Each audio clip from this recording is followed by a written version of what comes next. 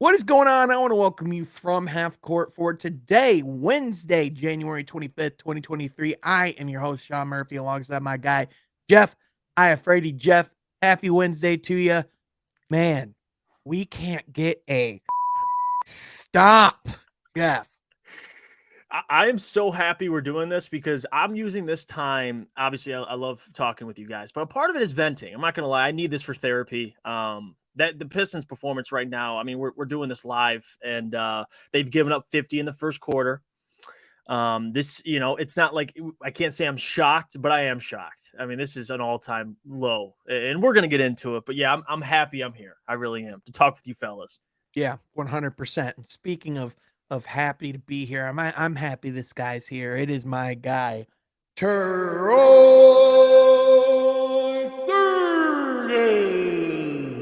Troy, it's good to see you, my friend. I'm doing good, Sean. I have a story for you that doesn't have to do with basketball here. My wife was out of town this weekend, decided to go to the movies all by myself. Battery died in the car when I turned on the ignition. I called your old high school buddy Nate, came and picked me up, went to Buffalo Wild Wings, grabbed a beer and some wings afterwards, and it was a great weekend.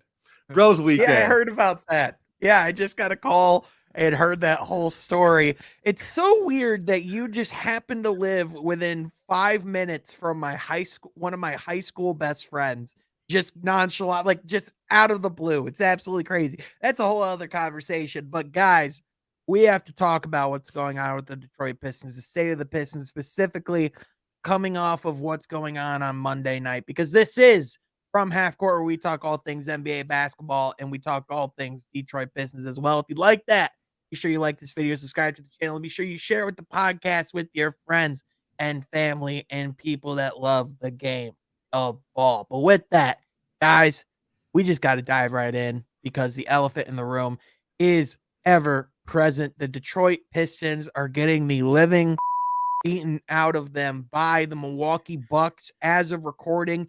It is currently 97-70 with 5:48 to go in the third quarter. The Bucks are going to comfortably eclipse 100 points before the fourth. The Bucks eclipsed 70 points with 7.5 to go in the second quarter. And this is coming from a franchise that used to hold teams routinely under 70 points in a game. Mm-hmm. And guys, I know Isaiah Stewart and Killian Hayes were out. I know Cade Cunningham's out. I know this season is a season to position themselves for the future, for better position in the lottery, to focus on player development and on improvement. And I still am not calling for anyone's job. However, I would be remiss if I didn't sit by and didn't say something about this defensive performance, because as much as I have a lot of admiration and respect for this franchise, I have too much admiration and respect for this franchise to not mention when they do something that is out of character and so un-Pistons like. During this game, Dave Bing said in the second quarter, quote, "One thing that disappoints me about this Pistons team is that they don't seem to understand what defense is." And so the fact that, we have former Pistons legends, nonetheless, this happening on the night that the Pistons are honoring the late, great Bob Lanier, just adds a extra layer where it feels a little icky. And I understand this team just got back from Paris. This is their second game in a week. But guys, this can't fly. No. And again, there's a lot of things that you could bring up. I'm glad you brought up Isaiah Stewart and Killian. Two of their better defenders, not there. I mean, you still have two rookies in the starting lineup. But again, I think the point you made was perfect. It is disappointing because at the end of the day, no matter who you're facing, it's Milwaukee Bucks. They're a legitimate contender. They have Giannis, who, again, nobody's stopping him. Not even on this Pistons team. There ain't one person that can guard Giannis or at least even attempt to slow him down. But the fact of the matter is that there isn't any effort. And I think Dave Bing hit it right on the head. Like the concept of defense, there's effort and there's actually going out and stopping teams or slowing teams down. They don't seem to be doing either. Like at times you'll see the effort. I think at times we've talked about this where there's effort, but at the end of the day, it's like those things will be fixed with experience. And as the season goes on, there hasn't really been that improvement we've been looking for. I get they're missing key players, but at the end of the day, man, like this is we can argue that this point is probably even lower in terms of, because we talked about it as the lowest point of the season. I think right now is probably what they just did tonight against the Bucks. I get it's the Bucks, but man, they, especially on a night like this, who they're honoring at home, there was no excuse to give up 50 points in the first quarter. Zero. And the reality of it is, Jeff, is, you talk about, you talk about, like how much of defense is effort. And, they're like, the truth of the fact is that there is a lot that goes into being a great defender. There is more to it than just effort. But damn it, defense starts with waking up in the morning and desiring to stop someone from scoring on your basket. It starts with a mental fortitude and a determination that you're not going to score on my basket. I will be damned if you score on my basket. Right. And when that effort clearly isn't there, especially as the game goes on, when there's lazy contests at the 3-point line, when there's missed rotations, when there's lack of communication, those are the things that you can't see. Troy, I don't want to be, I don't want to be, I don't want to get into the hyperbole land. I don't want to get into overreacting. I don't want to be overly angry, because I have been, I am a proponent of being patient with this franchise. I am a proponent of what they've done and where they've gone. But this is the first time I've been angry from a Pistons game since before the Troy Weaver era's kicked in. Mm-hmm. And quite frankly, if you're going to have a rough season, you can't have defensive efforts like that. No, you just can't. Right. Yeah. And I think the way you started this conversation, talking about what it means to be a Detroit Piston and looking at the teams of the past. And I think that's why maybe us as Pistons fans are, overly critical, because, you can look at a team like the Houston Rockets and, if they're playing this kind of defense, it's like, oh yeah, they're far gone. But what we built ourselves with culture over the past really 50 years, even though we didn't start winning championships to the late 80s, I just think defense has been the centerpiece of who we are as an organization, and the winning that's been coming because of that. So I guess moving forward here, I don't know the answer to this besides better players on this roster. I think as we mature more in this restoration, if we call it a rebuild restoration, we will see the better players bringing that better impact. But as far as right here, right now, the talent isn't on the roster. The talent isn't on the court. Right. Therefore, I'm going to go the direction as this is kind of inevitable. And I want to say too, the goal, and I think for fans especially, even in a rebuild, you want the Pistons to be that team on the schedule for other teams where they're like, yeah, their record's not great, but they're going to be a tough out. Like these guys are going to scratch and claw, even if they don't have the experience, which I think is a part of what you brought up, Sean, too, because it's effort, but also a lot of it's recognizing things and knowing what to do in certain situations. These guys are still very young. I mean, you have two rookies playing significant minutes for you. They're learning on the job. So I get why they'd be not great defensively, but to be this bad, like in the league's different, right? The best team in the league right now defensively in terms of points given up is the Cavaliers. They're still giving up 109. So it's like this, it's a different league that you're seeing some of the best offensive talent you've ever seen. But at the end of the day, you got to show effort. And again, you got to take it personal. Like you got to have some of that grit. And I think that's what you guys kind of both hit on is if you're the Detroit Pistons, like know the mold of your franchise. Like there's a reason why Troy, that's kind of what he's been trying to do, but it's hard when you lose a guy like Jeremy Grant, when your most experienced player is probably your best player. Now your most experienced player is a defensive liability. So things are a little different. The roster's not fully constructed. We all understand this, but to give that type of effort, especially after the performance in Paris, it's like, yeah, it's upsetting. Now, jet lag, you could bring up things, but still, I think at the end of the day, if you didn't take that performance in Paris personal, I got nothing for you. Yeah, like if and you're a and player. it's not just the performance in Paris. I mean, it was the game before Paris. It's been Right. the stretch over the last couple of weeks. I mean, this has been a theme.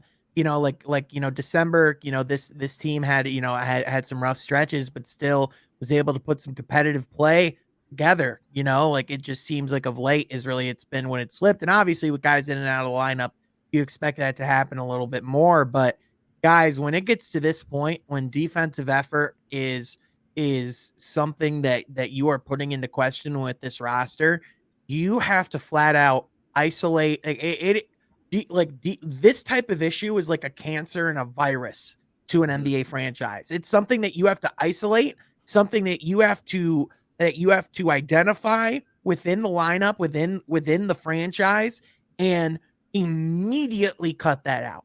Right. So for me, I would say I don't know if there's going to be changes made at the trade deadline. I don't know if there's going to be change. I know that there's going to be changes made this offseason. There always are changes made. It's just the extent of how much. But the reality of it is, Troy Weaver to me, the rest of this season, when we talk about figuring out who's going to be here over the long term, we talk a lot about like who we want to keep in the locker room and who we want to keep around. I think we need to start having the conversation of who we want to part ways with and who we need to consider parting ways with. So to me, the rest of this season, any guy that's not named Cade Cunningham, for all intents and purposes, this is an audition for your future. This is a statement of what do you want your career to be? Even though Ivy and Duren are pillars that are going to that I feel like are going to be part of this organization for a long time, I feel like this is auditions for them to say just how much of a pillar do I want to be? Sure. Because especially when we go into next season with the salary cap space that we're going to have, with the financial freedom that we're going to have, that is when you could start to have more liberty and more opportunity to have a voice of who's going to be here and who's not going to be here. Because not only does financial flexibility allow you to bring in players, financial flexibility allows you to get rid of players. So as the season goes on, guys, my focus is what guys are getting effort, what guys are not, who needs to be called into question. That to me needs to be the focus for the rest of the season for this franchise, because this season's been a nightmare. Yeah. And to that point, Sean, we talk about guys on the court, guys on the roster, and I just don't think that there's a perfect lineup on this roster that can fix all the defensive troubles, all the offensive troubles, even too, of scoring the ball. Right. So lineups, if you're still in a Pistons fan and you're getting hung over your head about lineups, stop, because lineups are not the problem here. I also just don't feel like there's a coach right now that would change this either. Like, I understand that the criticism, and I already anticipate, Jeff. I already know that as this episode comes, you didn't go on the morning show as of recording yet, but I already know what Adam's going to say. I already know what everyone's going to say. It's going to be the Dwayne Casey shtick that we hear all the time, right? And I just don't think that, given what we've seen, that any other coach could inspire a different result than what we've seen this season, right? When we see this team fully healthy, when the chips are on the table, when Troy Weaver has the roster that he actually wants to go forward with and start to compete with, at that point, we can start to have a conversation about who should be the coach of this team. Yeah. But right now, when we're having genuine questions right now about who is here to play defense and who is not, I just don't see how that can be fully blamed on the coach. That's just my opinion. Yeah. Especially a mid-season move. That's what we've always echoed. It makes zero sense. I mean, for a young team to fire a coach mid-season and expect things all of a sudden to just improve. I mean, it's only going to set your season in turmoil. Absolutely. And what Troy mentioned too, it's more of a personnel issue. I think we'd all agree here. I mean, yeah, if you want to talk about defensive schemes and inexperience, that's fine. But I think it's more of a personnel issue. Firing a head coach isn't going to fix that. So, and that's clear as day. And the fact that Troy's been so patient, I think lets you know how he feels about the situation as well. Now, will a change happen in the offseason? Who knows? We'll get to it when we get to it. But right now in the season, the focus should be, to your point, Sean, what guys are giving complete effort and what guys are expendable that we may want to proceed in the future without. Because if you want to build good habits and build an identity, you got to do it at some point. I think that's got to be a direction you start to trend in, and you can't go backwards. Is the big problem. Here's the way I think I got to put it, guys. Here's what the rest of this season's about. The rest of this season's is about determining who are good NBA players and who are Detroit Pistons, because there is a difference. I mean, outside of Hamidou Diallo and when he'll ultimately be there next season, Killian Hayes, Nick, can you tell me any player on the bench that's a defensive-minded player? No, maybe if Livers is there. Maybe I mean, outside of and I mean, even if you don't like, even if like, let's say you include Killian in the starting lineup right now, outside just outside of Killian and maybe Beef Stew, can you name me a defensive minded player in the offense in the starting lineup as well? Marvin Bagley. And to your point, Sean, the guys with potential are so young. Like Ivy has the tools, but I'm not going to expect him to be an elite defender like right away. Right, it's not going to happen. Well, and like here's the thing again. You don't have, like with Ivy, we've talked about, like, you can just be an average defender. It's about not being a liability. Right. Because if you can go out and be the offensive player that we all think that he can be, that would more than make up for his defensive liabilities. But guys like Jalen Duren, oh, no, brother. You're not getting on the court unless you're putting in the effort each and every night on the defensive end. And, I know tonight was just, for him was probably a jet lag night, just getting back into the lineup. First night against Giannis was probably a little bit of a welcome to the NBA moment for him.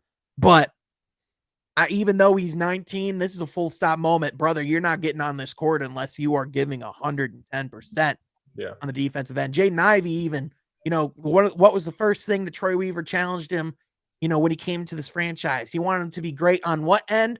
The defensive end. Yeah. And so when we talk about these challenges, and when we talk about like holding players accountable, like these are moments where you sit these players down and say, hey, this isn't what we stand for. And, for Jaden Ivey, these are the development moments of, this is what we're seeing in year one. These types of performances can't happen for these guys in year 3 or year 4 of their rookie contracts. It just can't. Right. So we would all agree that next year is when we think the Pistons are looking to turn the corner. I would argue next year's when the Pistons have to start turning the corner. Yeah. Yeah. And if they do, like, again, we talk about how on this team right now, I would say there is a total of, there's 15 players on the roster. You can include Nerlens Noel if you want, but for all intents and purposes, he's going to be gone after the trade deadline or after this season. Of the 15 players we have on the roster, we have about 2 or 3 guys that are defensive minded or defensive oriented, right? That means everybody on this roster that is going to be playing down the stretch, it is an open audition for them all. Are we all in agreement on that? Yeah. Definitely. Yeah. And it'll be curious to see, the draft, obviously, where we position there. We've talked about free agency, but keeping that defensive mindset into, back of our heads with going forward with that. What I mean by that is that we're not just drafting, right, Jalen Greens, right? You know what I mean? Or signing guys in the offseason with that skill level in the offensive end. But we want to look at the defensive. We want to look at areas this past season where we've struggled in and what needs and what voids on our roster can be filled through the draft. And I would say even more importantly, because we know probably where we're going to be picking at least top 5 in the offseason as far as free agents coming in. Yeah. So, and guys, I'll just, and real quick, Jeff, sorry. I'll like, just to give a specific example. I mean, I'll just say it. If the Pistons have the opportunity to upgrade over a Sadiq Bey with a guy like Grant Williams this offseason, you take it. Because if he's going to bring that defensive intensity and he's going to bring everything, I love Sadiq Bey and everything that he's promised to be as an offensive player. What is he provided as a defensive player consistently on a night-to-night basis? Sean, you took the words right out of my mouth. I wasn't going to say Grant Williams, but my thought was going to be free agency. Your target should be defensive-minded veteran players that are going to be here and hold guys accountable. Because yeah, Dwayne can do that. That's his job. But at the end of the day, you need guys on the roster that can say, "Well, I'm doing my job. You got to do your job," rather than guys that are just learning. Like Bojan, great offensive player. He's not going to call guys out for what they can do defensively. He's not a great defender as it is. So but also the reason why he can get away with it though is because he's a borderline 50, 40, 90 guy. Right, exactly. So if you're bringing in guys that embrace that side of the ball, like you said, Grant Williams, great example. He's good offensively and defensively. He gives 110% effort. If guys are watching a guy like Grant Williams, and that's just using him as an example, give that type of effort, that's the type you need to set that type of example. Those are the habits this team needs to build. And that's why I think free agency, I'm very curious to see what Troy Weaver does and what kind of guys he targets. It's not always targeting the best players. You got to find guys that fit the identity you want to build for the future. The mold, exactly. Yeah. Can we brainstorm some of those names that potentially could be in the free agent circle just to get our listeners maybe excited? Grant Williams, Grant Williams is one of them. He is a free agent. He is a free agent this offseason. Other guys that are free agents as well. Kyle Kuzma is a guy who's a two-way player, has a mentality to play both ends of the court. Like those are two guys that come up to my mind. But like in general, Troy, to answer your question, when I talk about the position and just in general where I think most focus needs to be had on this roster, it's the wings. It is the small forward and power forward position. We have a deep wealth of guards on this roster.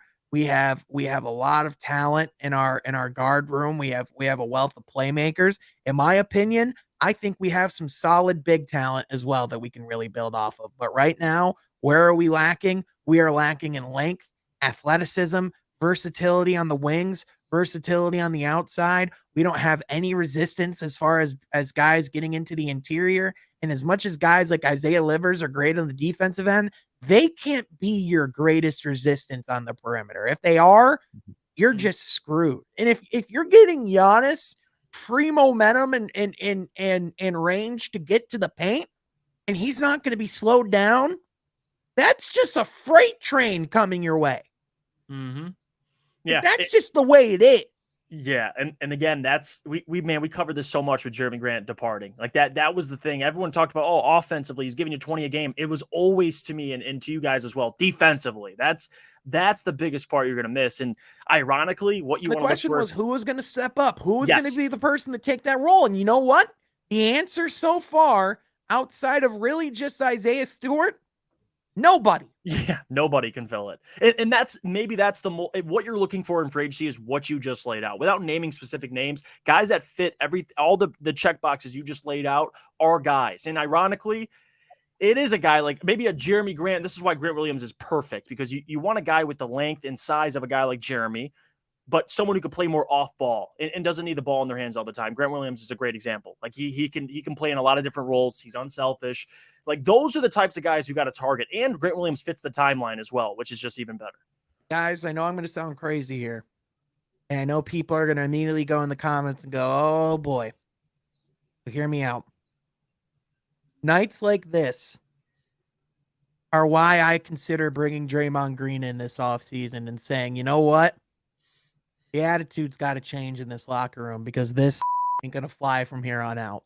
You know for a fact, if you bring in a Draymond Green from this day forward, that isn't happening. And that's a guy that you're not bringing in to come in and bring stats. That's a guy that on the offensive end can handle the ball if need be, but also, as he's heading into the later stages of his career, he's shown that he can be a reliable shooter, from beyond the arc if need be. In addition, he's shown he can still hold his own on the defensive end. And if we can go get a top lottery pick and an elite wing talent in this draft class, I think that's even more reason to feel comfortable bringing in a Draymond Green type. So Troy, if you want me to really brainstorm and go crazy, go out there, that's the type of move that I think needs to happen this offseason, where if you're going to, if it's not going to be like wing type talents or like younger players like that, you need to make like a culture statement swing of guys who are going to uphold that. Because one thing for sure, Draymond, if there's anyone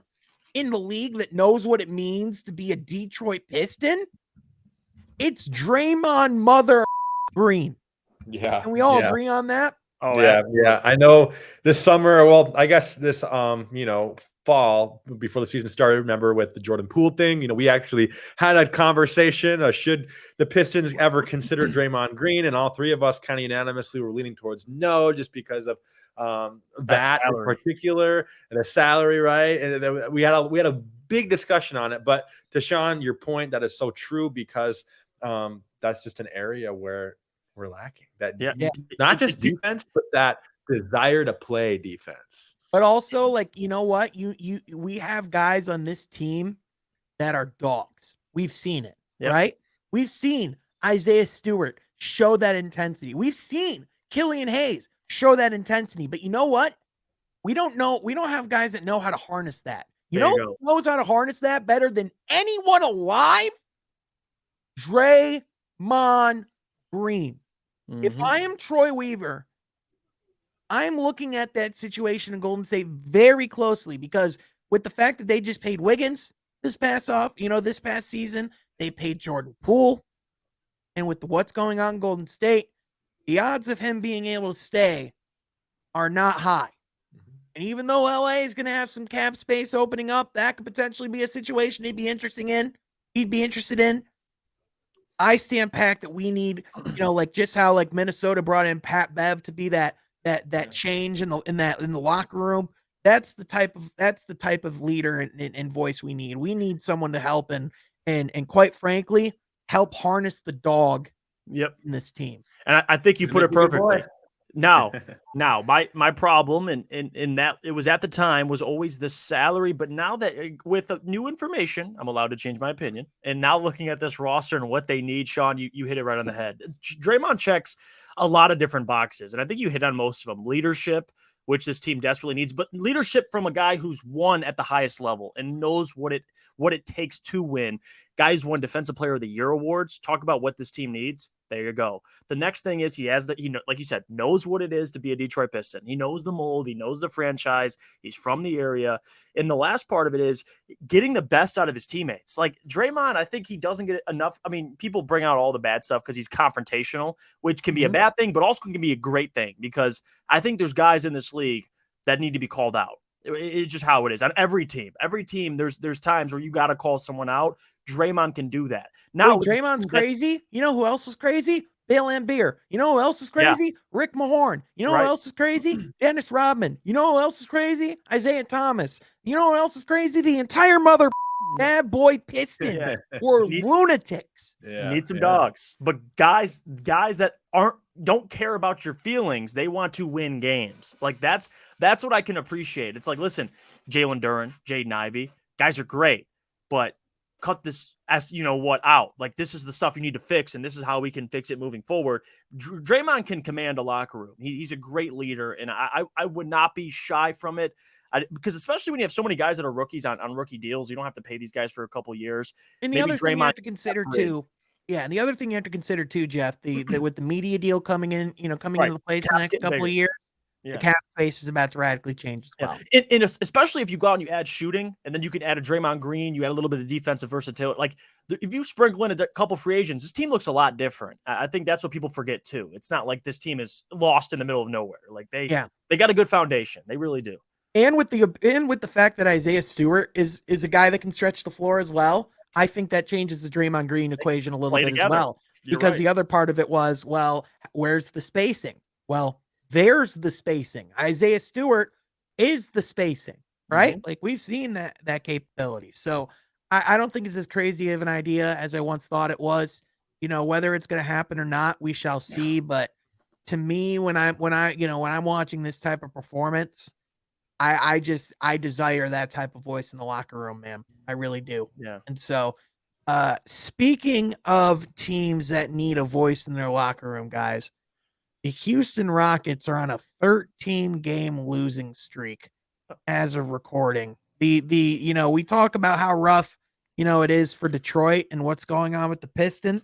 At least they have the excuse that Cade's out of the lineup.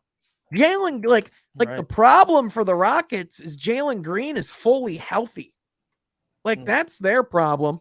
Like, in particular, on Friday night, he had 10 points and 6 turnovers on 3 of 13 shooting against the Minnesota Timberwolves. Guys, from the clips that I saw, it was one of the worst performances I've ever seen. And flat out, at points in this pod, I kind of, called the Alperen Şengün hype a little bit overrated. I was calling into question all the people that were blowing smoke up Alperen Şengün. Guys, after doing some research and going back and doing some looking, again, opinions can change. Guys, we're at a point where the Rockets, if they're going to build around anyone right now, it's Alperen Şengün. You know what, Sean? I think you're onto something here, because we talked about Jalen Green for a while. We even at Woodward covered the draft. The one thing that separated Cade and Jalen Green was always what player affects winning more. And the fact that we even said Jalen Green doesn't look like a guy that can move the needle by himself. Look what's happening in Houston. Like, he's their leading scorer. He's giving them 22 a game. What is that doing for Houston? Like, they're still bad defensively. They have no leadership. And the fact that John Wall came out and said what he said on that podcast, I think speaks volumes.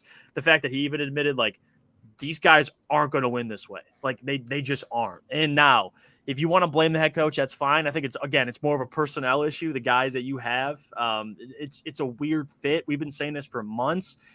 But the Rockets got some things they got to figure out, because at least the Pistons, you're young guys. Yes, there's defensive, things you got to figure out. You like the young players. Like, there's players you don't want to trade. I mean, for Houston, to your point, everybody might be on the table besides Jalen Green, Jabari Smith, and probably Şengün. I think everybody else is probably available on that team.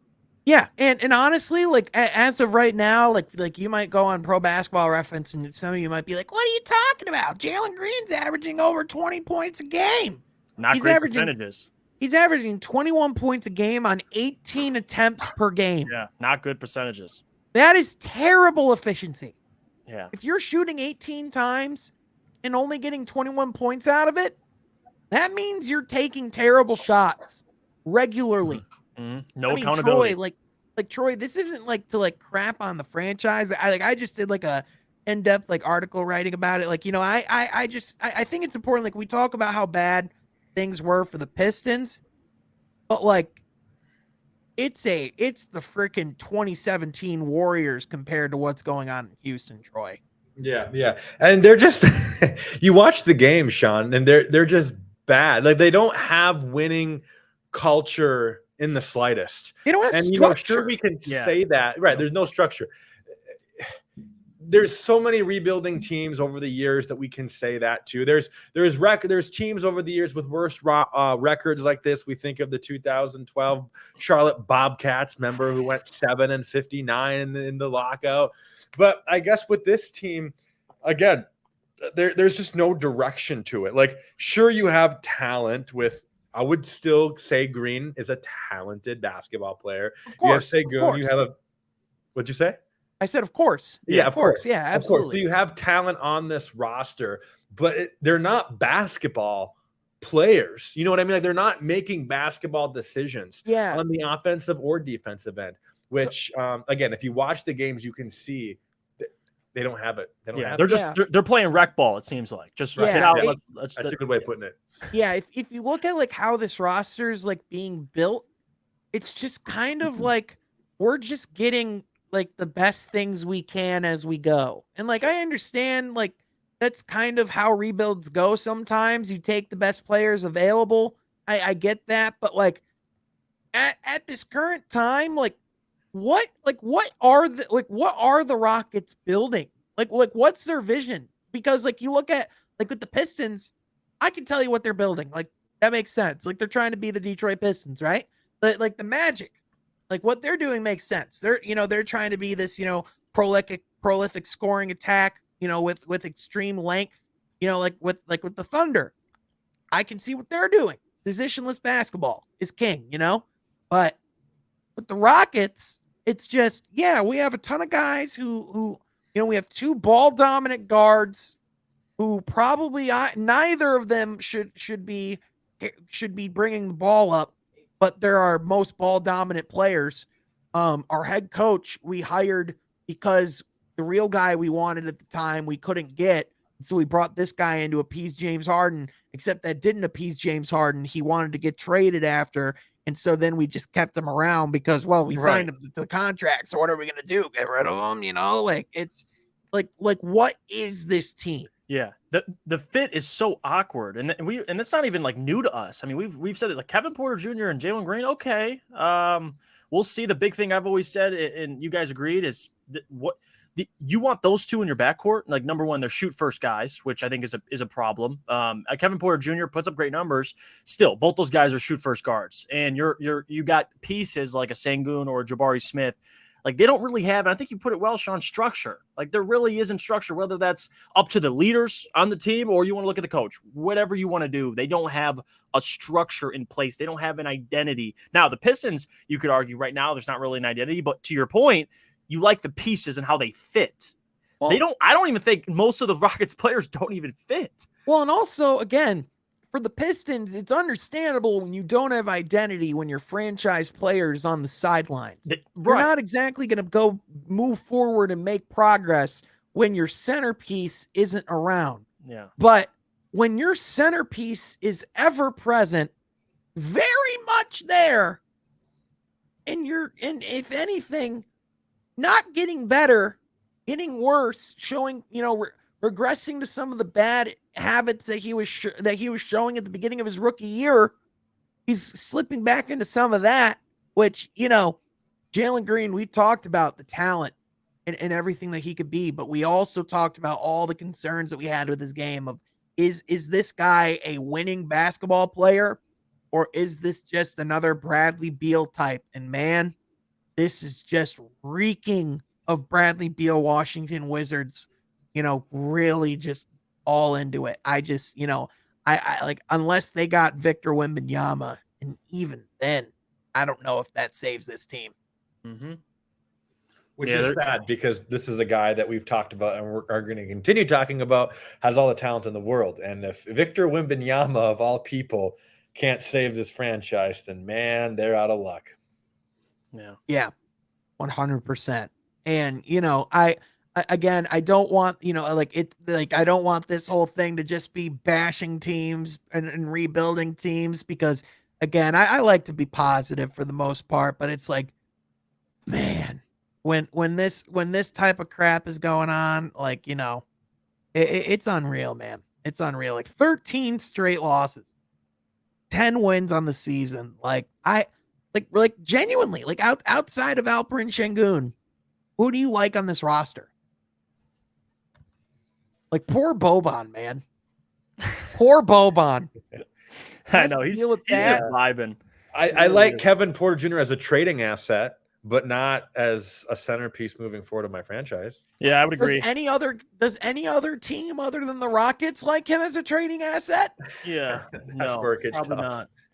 You know what the Rockets need? They need a floor general point guard who's pass first, who's a leader. It's funny they had Chris Paul. I feel like a guy like Chris Paul would be perfect. Like someone you could drop in there and be like, "Listen, this is how we're going to run things." Jalen Green, you do that. Like almost they need a quarterback on offense and defense, and they don't have that. They have two guys that are kind of figuring it out, and that's not, especially two guys that Jalen Green. I agree, talented. I got faith in what he'll become, but Kevin Porter Jr. I mean, he puts up stats, but those two together, I don't think they'll win games, contend, make playoff runs. I don't see it. If I could just like handpick one prospect and take them from one team and put them on another, I'd take Jalen Suggs and put him on the Rockets. Like, I just feel like, I feel like he's in a really awkward situation in Orlando where, it's just kind of getting crowded there. And I feel like, him alongside Jalen Green, at the very least, he could be that point guard, that, that quarterback to, kind of guide that system there. Like, cause to your point, like, it's just like, until they have that type of, not only that leader on the court, but that voice, like in the locker room. Yeah. They're just going to continue to flounder, man. Yeah. Agreed. And it's pretty apparent, but it's just one of those things where, the Rockets, we had questions about the direction of their franchise when James Harden was in the building and was winning MVPs. So this isn't new. But what is new is that we got our first trade of the deadline season, guys. And boy, wasn't a Hey, massive one. speaking of direction of a franchise, I mean, this team's direction is to the Larry O'Brien trophy after this move, because the Los Angeles Lakers went and got Ruri Hachimura from the Washington Wizards for Kendrick Nunn and some second round picks. Guys, I don't know about you, but when I saw the trade, I said, wow, this is going to go down as one of the trades of all time. I mean, how can you not? I mean, this was the like to what Troy said earlier. I don't know if this was on camera or off, but you said it was the first trade of the year. Hey, it is. You're technically right. This won't be the last. There'll be plenty Starting more out big the ones. year with a bang. What a bang to start it off with. The Lakers, we knew they were. I mean, they were desperate. They're trying to salvage what they can. I don't think this moves the needle for the Lakers. I mean, I don't know why, and I would love to sit down with Rob Pelinka and have a conversation.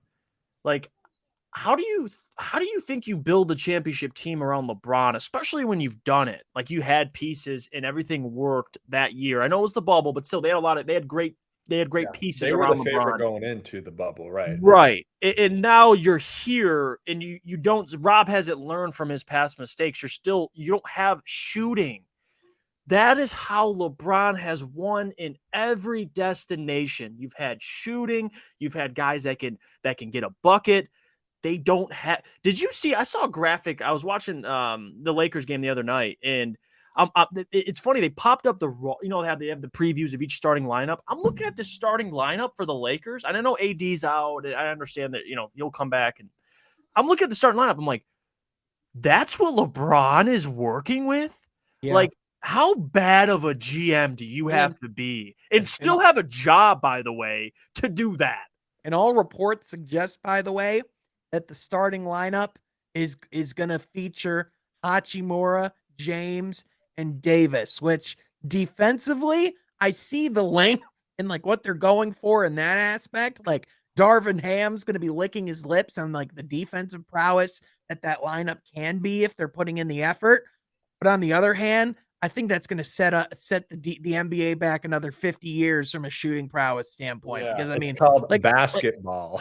Yeah, Put the ball in the basket. Like Rui Hachimura, he's a career 35% 3-point shooter. He's shooting 33% this season on 3 attempts a game. So low shooting numbers, not a good percentage. So he's not a good 3-point shooter. And so I'm sure he'll have the attempts. I'm sure LeBron will get him the looks, but I'm sure at the same time teams won't exactly be looking to stop them with as much urgency. And let's look at the other side of the coin. Let's think about the Wizards for a second. I mean, not that Hachimura was their face of the franchise, but to get a guy like Nunn in, I guess, is this the start of blowing it up, completely blowing it up?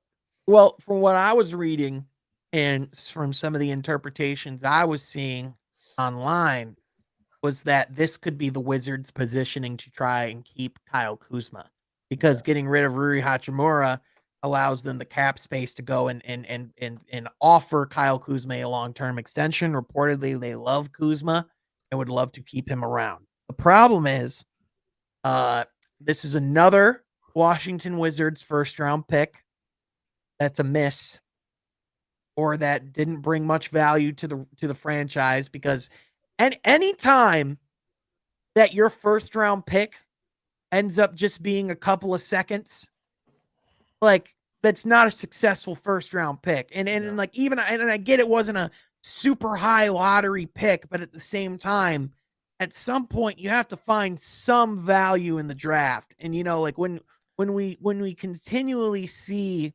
the Washington Wizards head down this path of ineptitude, and when, by the way, all signs point to, either Kyle Kuzma being traded or leaving at free agency. I'm sorry, but if I'm Kyle Kuzma, why the hell would I sign back with the Wizards? Right. Especially when I started my career as a Laker, when I won a championship in my first 3 seasons of my career. I know what it's like to be in a winning organization, to be around superstars. I know what the difference is between a championship and bull. I'm not going to deal with that. Like, why would I sign back if I'm Kyle Kuzma? Like, they potentially just lost out on Rui Hachimura for the hopes of something that isn't going to happen. And you know what's even more tough is to have faith in a franchise that is so bad at finding talent through the draft unless it falls right in their hands. Bradley Beal, the 3rd overall pick. Okay, you hit on Bradley Beal, you get credit for that. But John Wall, the first overall pick, I mean, and he's not even there anymore. And same Beal's, who knows what his future holds over the next couple of years. They can't, if they're picking between 5 and 13, they're going to miss that pick. And if you're a Wizards fan, how can you have faith in whatever this team is currently building? I don't know how. And I forgot, we were talking about this a couple weeks ago, and I brought up the general manager for the Wizards. I can't remember his name off the top of my head. How does he still have a job? Like, I'm curious, if you continuously miss on draft picks, how does that work?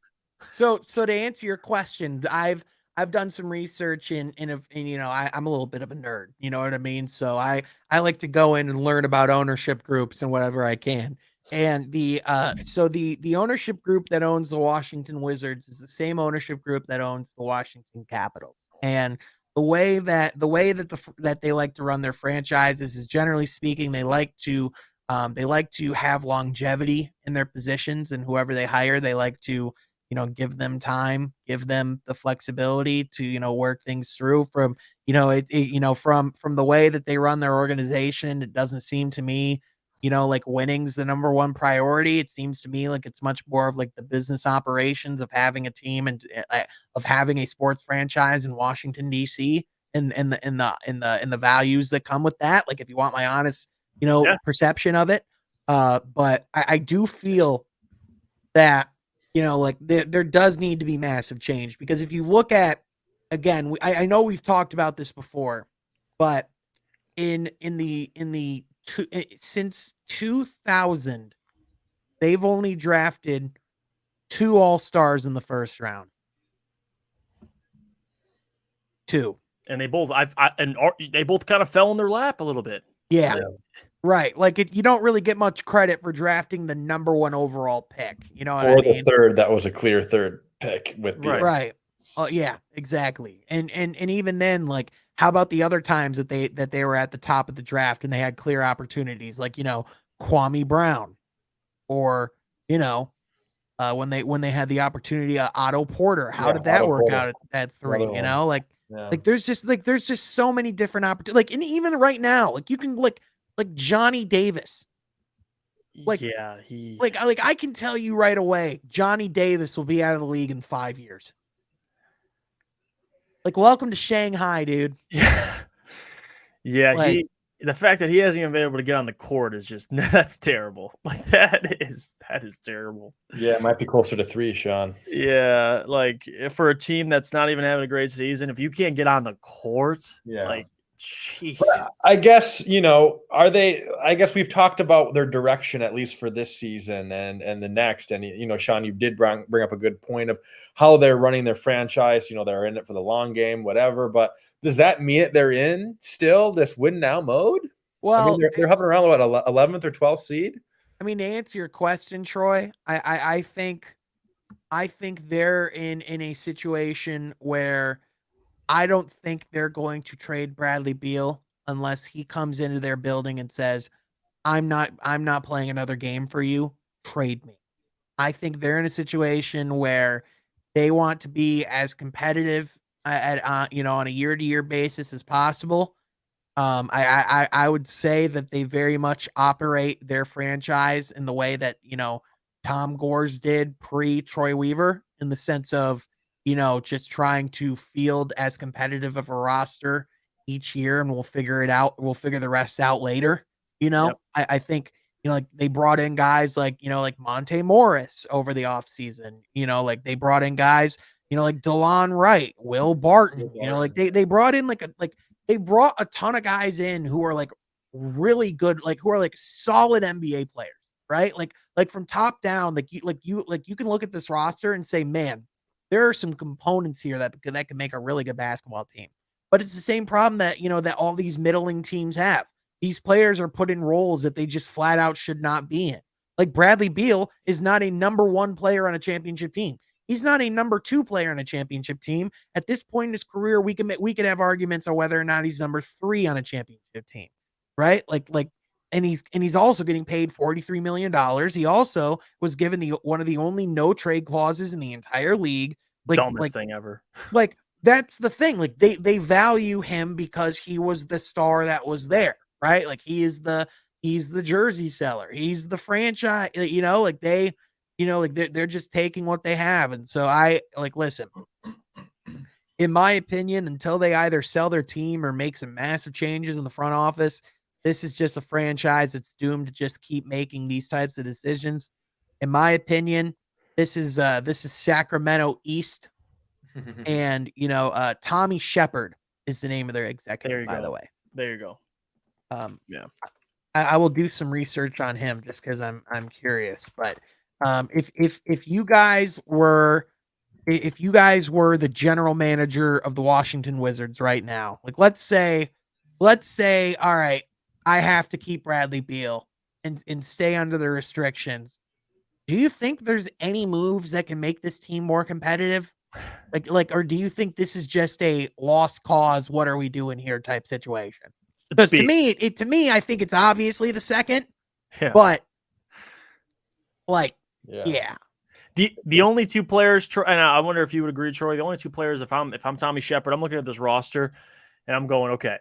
The only 2 players I'm not moving, obviously Bradley Beal, because you made that decision. You're not trading him. The other one will be Kyle Kuzma. Everybody else is up for trade. Everyone else is available. Now, what can you get for them? That's the problem, because you're trading for assets. And this is what I appreciate about Troy. And this is what good general managers do, is when you acquire pieces, you're always looking to, if you could flip them in the future. Are these guys going to be valuable in the future? The fact that they got Porzingis, who's been passed around like a joint. I mean, the fact that you had faith that you're going to be able to flip him is idiotic to me. I don't know any team in the league currently that's going to be like, you know what? Hey, I'm interested in Porzingis. That's the problem. Is yes, Sean. I would put only, other than Bradley Beal, who's the obvious, Kyle Kuzma. Everybody else is available. The question is, what attractive assets do they even have? That's the problem that they're kind of in right now. Yeah, I'm with you guys. Definitely lost cause, but I'm still trying to pass that joint around. Like, I want Porzingis out of there. Porzingis gotta go, guys. Porzingis gotta go. Hey, Tommy Shepard. But again, to you guys' point, I don't know what the value there is, but I still want to pass him around. That might, like a hooker, Troy, man. you have said some funny stuff on this pod. That might be the funniest thing you've ever said. But is it false, Sean? Is it a false thing I've said? I'm trying to pass that joint around. You got to pass it around, dude. Oh, dude, yeah, I'm passing that around like hot potato. If I'm watching it, I'm like, I'm touching it like it has like every strain of COVID known to man. Like, maybe the Knicks will want him back.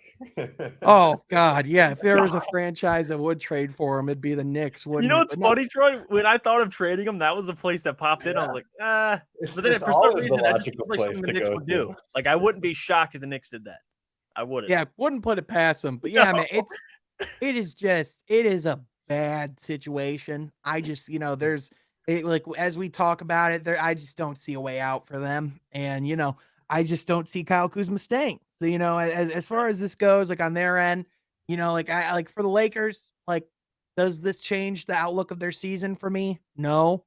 It sounds like they want to extend Rui Hachimura beyond this season as well. So like, it sounds like this could be like a decent, like, building piece and like a long-term, like, wing, for them. But I mean, for the Wizards, it's just yet another proof that they need some dire change.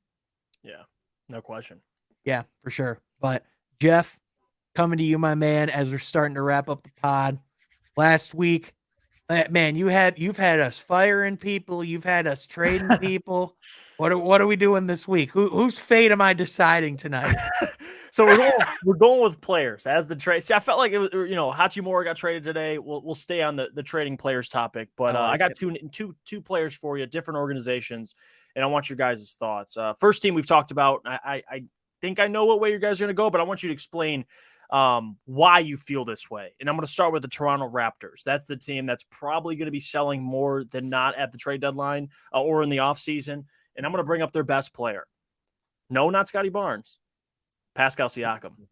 And what would you do if you're the Raptors with Pascal Siakam? Is it a piece you'd like to keep, or is it probably your best asset and you know where this team's heading? And Sean, you could start.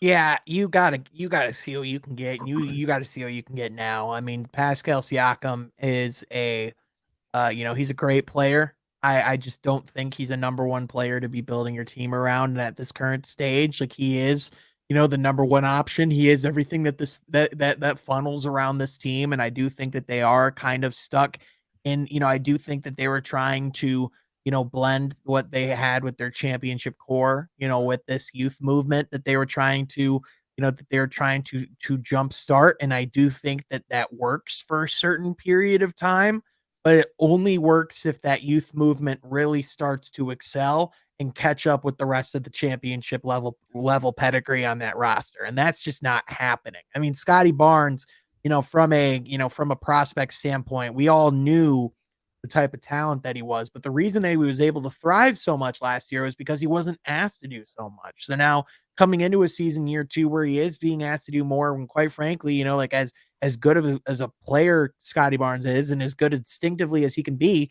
he's just not polished yet. He's just, he's so raw. And, he's got, there's certain areas where he's gotten better, but he didn't take the leap that they needed him to take in order to keep this roster together going forward. In my opinion, you see what you get. You try and get the best draft positioning you can. And that's the weird thing is you might not get what you want for Siakam. Right. But if I'm Houston, I mean, I'm biting that bullet because it has not been exactly hasn't been great for them. No. Yeah, I'm with you. I think you have to keep two pieces here moving forward. I think you're going to probably want to keep Scotty Barnes, but if you're going to trade OG Anunoby, if you're going to trade Fred VanVleet, and if you're going to throw Siakam in there, I mean, that is really blowing up your roster. And I guess maybe that's what they need to do, right? But Troy, you would argue though, with the amount of assets you're getting in return, sure, it would be the type of blow up where yes, you're rebuilding, but with the amount of assets you're getting in return, the amount of salary room you're going to have, and with this being Masai Ujiri, like Masai Ujiri, this is a team that not next year, but the year after could potentially be back in the play-in conversation. This is a team that this isn't the type of rebuild, in my opinion, where, this is like Detroit, where it's the long grueler where, you're reshaping the foundation of your franchise. This is the type of retool where you go, all right, we're just going to sit back a year and reset and we'll be back. Sure. That's the way I see it. And with that in my perspective, I guess I didn't really think about going that route. Then, yeah, I think you do move a Siakam. But I would like to argue that you probably can get a pretty good piece in return. Because if we look at his stat line this year, I mean, he is playing great basketball. He's at a 50 piece this year already. I feel like a team, I guess I don't really have anything comes to mind, but a team that is in that play-in conversation, but wants to take that next step moving forward, has young pieces. I feel like a Siakam can come in, especially if they can get young guys in return. I'm very open to trading Siakam. I just want to make sure it's a good value, and I want to make sure that you're still keeping some of your core, because again, these are good players. Right. Even a Gary Trent Jr. is a good player. Right. But yeah, I would rather go the direction of having an off year, resettling, put some more pieces, and then going from there versus totally changing the direction of your franchise. Right. Because that's what normally comes to my head when I hear the word rebuild. So right. Well, and I think the reason why you don't have to change the direction of your franchise is because the fact that you already have that youth movement starting in-house. That's the thing. It's for them to blow it up, it wouldn't have to be a full-blown rebuild because like when you're doing a rebuild, you're kind of having to figure out who you're building this around. You already know who you're building it around. Like, you know who has the keys to the franchise. You know what direction you're going in. It's just the matter of getting the pieces to do it, right? Like, it's just the matter of actually like pulling the trigger and just fully. I wouldn't even say it's changing direction. I'd just say, like, if anything, I'd say it's a pivot. Yeah. Yeah, and I think we all kind of agree on the same sentiment. I would call shop around Siakam. I think a great fit. Now, in terms of trade assets or getting back, maybe it's not what Toronto wants, but selfishly as a fan, I would love him in Dallas. I think him and Luka would be great to watch, but still, what are you getting back? I mean, really, you're getting Tim Hardaway and some first round picks. I'll pass. There's probably where I really want to see him? Who, where? I'll raise you one better. Can you imagine Pascal Siakam in Memphis? Oh, that's too good to be true, though, in my opinion. Can you imagine a lineup of Ja, like whatever you can keep between like Dylan Brooks and they got assets. Desmond Bane, maybe. Yeah, Desmond Bane, Jaren Jackson, and Pascal Siakam. They're my favorite in the East already, Sean. In the West. Oh, in the West. Well, yeah, in the West. Sorry. And they're probably my championship team favorite if they were able to land Siakam. yeah, like that would bring them to a different level if they were able to add a guy like a Pascal Siakam. But even then, like the New York Knicks, like what if they could go get a guy like a Pascal Siakam? Maybe not have to give up as much as they did in like a Donovan Mitchell type trade, but would that not make them better? Yeah, there's certainly teams that like are in a position where they could go get a guy like him. Again, it's just what can you get in return? The problem is, I think the Rudy Gobert trade broke the trade market. Yeah, I think it's a part of why we're not seeing as many trades, because when that type of guy goes for 6 first-round picks, kind of screws things up a little bit. Yeah. And the second franchise, and we're gonna play a little GM here, because instead of saying a player you trade, I'm gonna give you the team. I'm gonna say 2 players, and if you're the specific GM, which of the 2 players are you choosing between? Who are you keeping? Who are you trading away? I'm going to go with the Miami Heat, a team that's in a very awkward situation right now where they're not good enough to win a championship, but they have veterans on the team, so you still want to be in the playoff picture. 2 players, Bam Adebayo and Tyler Hero. And I want your guys' thoughts. If you're Pat Riley, which of those 2, if any, or maybe you like the core they have, whatever route you want to go with it, are you trading, and what piece could you think you get more value for? Yeah, I'm going to keep Tyler Hero, but I'm going to trade Bam. I was about to say the same thing. I thought it was going to sound crazy, but no. I mean, Tyler Hero's been playing great basketball since day one. Like, we know that he keeps getting better. We know we're not seeing a finished product. And with Bam, I think you might kind of be seeing that finished product as we see. There's still great potential there. We know that he does contribute well on both ends of the court, but as far as moving forward with your franchise, he's just not going to be there, in my opinion. I would rather shop picks or other veterans, maybe, or maybe a young talent.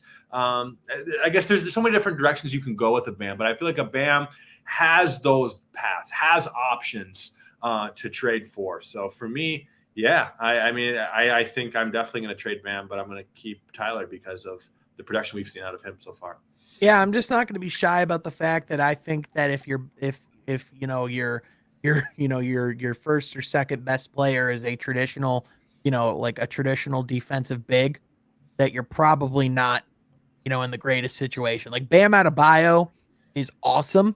His athletic ability is incredible. What he can do on the defensive end, and like how he's become a better offensive player as well. Like definitely, like all the props, in the world in that end. But like when his offensive game really is only in the interior, when Bam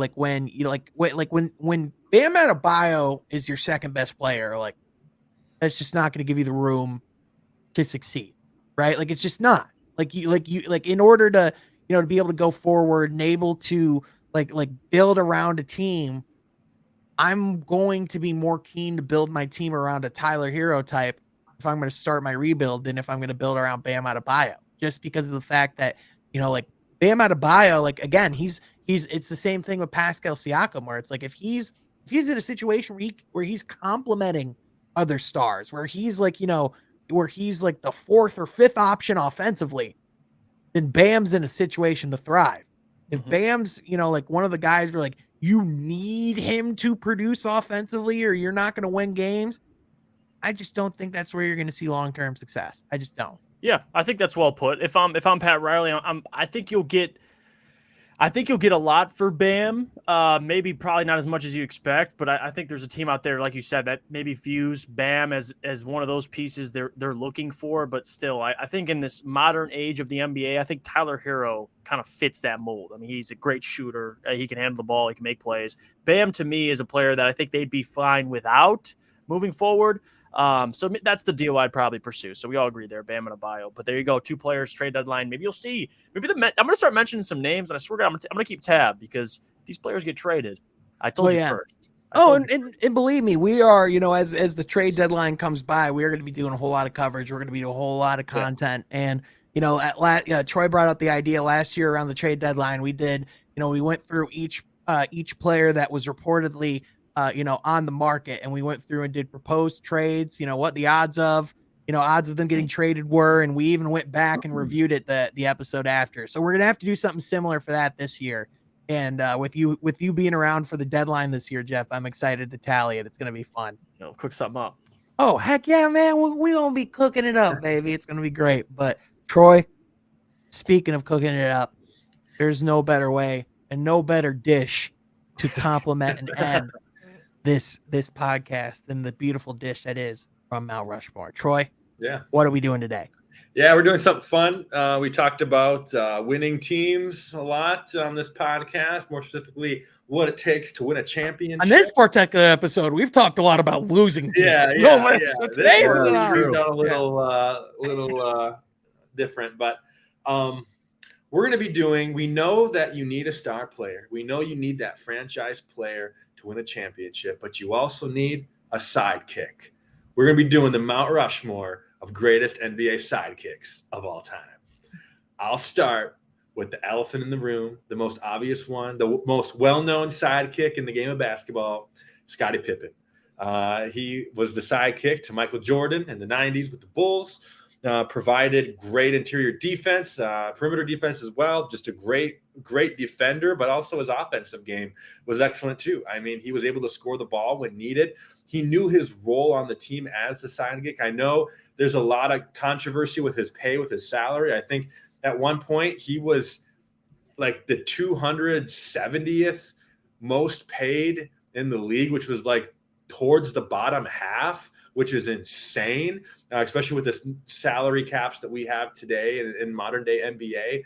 But the guy just wasn't paid money, but he still took the role because he knew he wanted to win more than anything. And of course, after Michael left, and of course, we know the last dance with that 98 Bulls team, we know he went to Portland, had a great little career there for a little bit. But I mean, Michael Jordan is not Michael Jordan without Scottie Pippen, guys. I mean, that's a fact. And Last Dance really highlighted what he did to that team. This Mount Rushmore doesn't even exist without Scottie Pippen in it. Yeah, most certainly. For me, when I think of great sidekicks, my head goes to a little bit of a different direction than some people might go. To me, one of the greatest NBA sidekicks of all time is Bill Laimbeer. I look at, when I think of, some of the greatest pairings in basketball, there was a pretty particularly deadly duo in the 80s in Isaiah Thomas and Bill Laimbeer. Laimbeer kind of being, Isaiah Thomas's muscle. He kind of, was, him and IT both brought the intensity and that attitude and that demeanor to the Pistons franchise. He was a guy that was more than willing to be to be your backup guy, to be your muscle, to do the dirty work, to do whatever it took to put other guys in a position to shine. But ultimately, when I think of some of the greatest duos in the history of basketball, there's you talk about Michael Jordan couldn't have done what he did without Scottie Pippen. There's no shot in hell Isaiah Thomas does what he does without Bill Laimbeer. Yeah. And I'm going to go in a little different direction than both of you. A guy that wasn't known as a sidekick, but had to take a sidekick role to win championships, and that's Dwayne Wade. I think for Dwayne to welcome LeBron and be self-aware enough to say, you know what, this is my city, but for these stretch of years, this is your team. And that was huge. I think selflessness is something that's huge among superstars. You don't see it a ton, but those things I appreciate. And Dwayne Wade, I think, is a big example of that. He's a big reason why they went to 4 consecutive finals. They won 2 championships. And the fact that Dwayne, as great as he was, one of the best shooting guards ever, already won a championship without LeBron. The fact that he was able to take a step back, be the sidekick, and him and LeBron, they had success, I think, is a big part. So Dwayne Wade, to me, is up there. And an honorable mention I want to say is Klay Thompson. I think Klay early, this is obviously KD. Again, the yin to Steph's yang, like the other part of the best shooting backcourt of all time. I think Klay deserves a ton of credit because another guy who's completely selfless, like doesn't want the credit, as good of a two-way player as he was and how much he meant to them. The guy's a flamethrower and one of the greatest shooters of all time. I think Klay deserves an honorable mention as well. Flamethrower. I guess he wasn't my honorable mention. He was my 4th guy on this Mount Rushmore. You stole him from me, Jeff. But I mean, that's a great example because he's a guy that comes in 15th pick, 13th pick, top 15. Really, you had him probably being a role of centerpiece of your franchise moving forward. But to think that he was your second best option on your championship team, where he easily could have been a first option on plenty of other playoff teams. It speaks volume for who he decided to be, who he continues to be on this Warriors team. Because last year too, I mean, sure, we know Wiggins stepped up, but again, Klay Thompson was Klay Thompson. So that's big too. And had so many nights. Go ahead. I was just going to say really quickly, and he had so many nights where he let Steph shine, and he loved to see Steph shine, and that's why the Splash Brothers worked, is because they love to see each other succeed. Bingo. Another one I had, and it's hard to do this with a big 3, but I'm going to go with the original big 3 in 2008 Celtics with KG, Paul Pierce, and Ray Allen. But I think with that one, you have to kind of go at the second best player, at least the face of the franchise that season, and that was Kevin Garnett. I mean, he was brought in, former MVP. And he came in, and to know, again, similar as a Dwayne Wade type of situation. Hey, this is Paul's. This is my new city, but this is Paul's team and Paul's city. But still knew that they couldn't win without him. He knew that he had a lot of keys in his hands. He had a lot to do with either their winning or their downfall. And we know that team won. And not just that, but went back to a finals 2 years later. And KG, I mean, that team doesn't win a championship without KG, right? So defensive, offensive, still one of the best players, obvious Hall of Famer.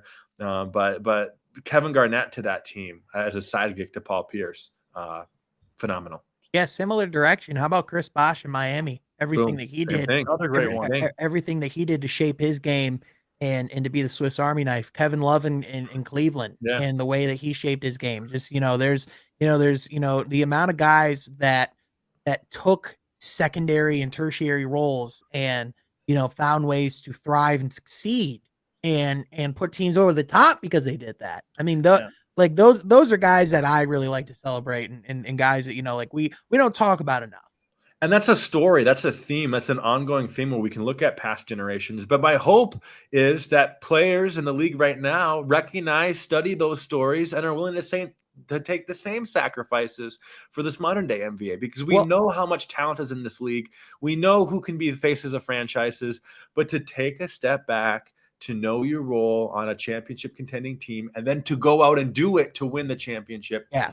There can only be so many number one guys. Not everyone's Kobe. Yeah. My hope for the NBA moving forward is we see more men doing that, taking that path. So and I think the reason why we are that way is because being Pistons fans, growing up, like quite literally, we are raised like the poster you have behind you, Troy.